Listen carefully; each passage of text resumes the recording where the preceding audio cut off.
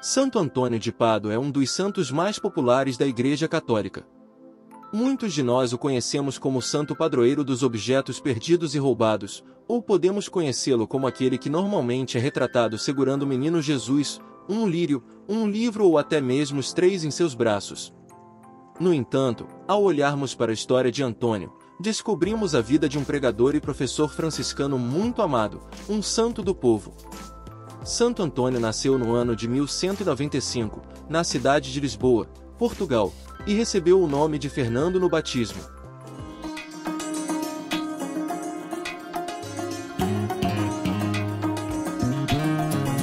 Quando Fernando tinha 15 anos, ele se juntou à comunidade religiosa dos Cônegos Regulares de Santo Agostinho. Aos 17 anos, ele foi transferido para o mosteiro agostiniano da Santa Cruz, que era renomado por sua erudição bíblica. Lá, ele passou 9 anos em estudos intensos. Há todas as indicações de que, durante esse tempo, ele aprendeu as Sagradas Escrituras, memorizando-as de cor. Quando ele tinha 25 anos, Fernando encontrou 5 frades franciscanos que estavam a caminho de Marrocos, na África, provavelmente para morrer como mártires pelo Evangelho. 5 meses depois, os corpos desses 5 foram trazidos de volta de Marrocos. Fernando ficou profundamente comovido com as mortes deles. Esses homens arriscaram suas próprias vidas por amor ao Evangelho, e Fernando se sentiu inspirado e determinado a fazer o mesmo. Com entusiasmo, ele foi ao convento franciscano e disse aos frades: "Se eu puder ir a Marrocos e imitar esses irmãos, com prazer me juntarei a vocês." Pouco tempo depois, com a relutante permissão de seu superior agostiniano, ele se juntou aos frades, adotando o nome de Antônio. Fernando escolheu o nome de Antônio como uma referência a Santo Antônio do Deserto, mais conhecido aqui no Brasil como Santo Antão, um monge do século IV que dava seu nome ao eremitério franciscano onde Fernando foi acolhido na ordem fundada por São Francisco de Assis. Fiel à sua promessa, os franciscanos permitiram que Antônio fosse para Marrocos para ser uma testemunha de Cristo e, se necessário, um mártir também. No entanto, Deus tinha outros planos para esse jovem generoso. Pouco depois de chegar a Marrocos, ele ficou gravemente doente. Após vários meses, percebeu que precisava voltar para casa. Durante a viagem de retorno, o navio foi atingido por uma tempestade violenta e desviou-se do curso, indo parar na Sicília, onde desembarcaram na cidade de Messina. Em Messina, Antônio encontrou um grupo de frades que o acolheu e cuidou dele até que se recuperasse. Através deles, ele soube de uma grande reunião de todos os frades com São Francisco, o fundador de sua ordem, e mesmo estando doente, ele acompanhou esses frades ao norte até Assis.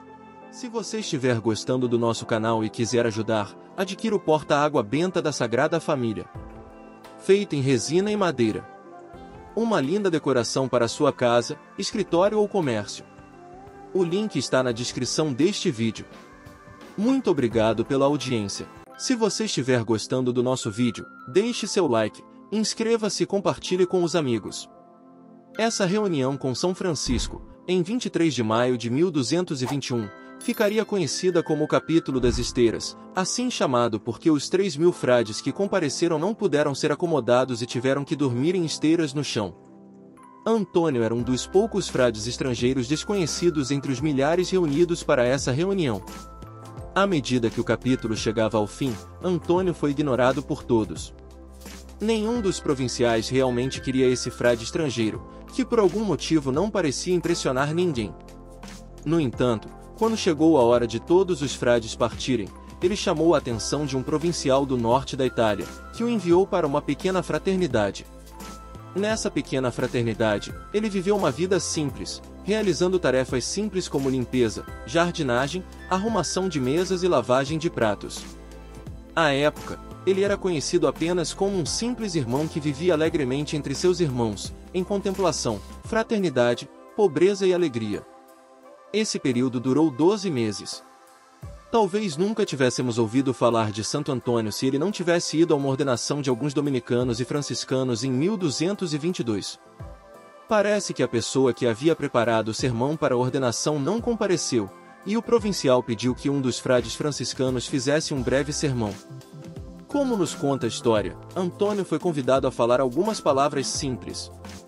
Então, ele se adiantou e começou a falar de maneira simples e sincera. No entanto, o fogo que ardia dentro dele tornou-se evidente à medida que ele continuava a falar. Seu profundo conhecimento era inconfundível, mas sua santidade era o que realmente impressionava a todos ali.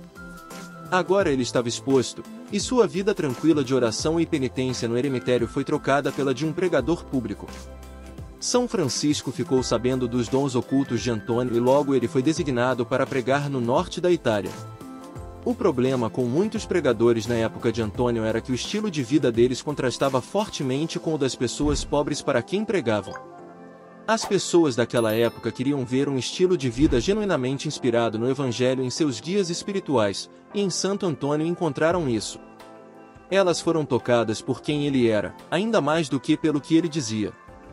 Apesar de seus esforços, todos estavam abertos para receber sua mensagem. Um dia, enquanto pregava em uma cidade governada por pregadores hereges, as pessoas da cidade não gostaram do que ele tinha a dizer e se recusaram a ouvir. Então, Antônio voltou-se para o rio e pregou aos peixes, e a história conta que os peixes ouviram um milagre. Enquanto Antônio continuava a pregar para o povo e ensinar os frades, ele assumiu mais responsabilidades dentro da ordem. Em 1226, foi nomeado superior provincial do norte da Itália. No entanto, como sempre, ele ainda encontrava tempo para contemplação e oração em um pequeno eremitério. Por volta da Páscoa de 1228, aos 33 anos, enquanto estava em Roma, ele conheceu o Papa Gregório IX, que era um amigo fiel e conselheiro de São Francisco. Naturalmente, Antônio, agora famoso, foi convidado a falar. Ele o fez humildemente, como sempre, mas a resposta à sua fala foi tão grande que as pessoas mais tarde disseram que parecia que o milagre do primeiro Pentecostes se repetiu. Eventualmente, Antônio chegou a Pádua, no norte da Itália. Pádua está localizada a uma curta distância a oeste de Veneza. Na época de Antônio, Pádua era uma cidade importante, com uma universidade altamente respeitada para o estudo da lei civil e eclesiástica. Foi em Pádua que ele pregou suas 2 séries de sermões da Quaresma mais famosas. A multidão era tão grande, chegando a 30.000 pessoas, que as igrejas não conseguiam acomodá-las. Então, ele frequentemente pregava nas praças da cidade ou em campos abertos, onde um maior número de pessoas podia se reunir. As pessoas esperavam a noite toda para ouvi-lo. Ele precisava até de um guarda-costas para protegê-lo das multidões, porque algumas pessoas andavam com tesouras, esperando cortar um pedaço de seu hábito como relíquia ou souvenir. A grande quantidade de energia que ele gastou durante os 40 dias da Quaresma em 1231 o deixou exausto. Então, depois da Páscoa, ele escapou para uma pequena cidade perto de Pádua para descansar. Mas, ao perceber que a morte se aproximava, ele pediu para voltar para a cidade que amava. Aconteceu que ele estava fisicamente incapaz de chegar a Pádua e teve que parar na cidade de Arcela. Em Arcela, ele recebeu os últimos sacramentos e morreu em paz. Ele tinha apenas 36 anos e era franciscano há cerca de 10 anos. A tradição de devoção a Santo Antônio de Pádua começou imediatamente após sua morte, em 13 de junho de 1231. Milhares de pessoas vieram para ver seu corpo e participar de seu enterro.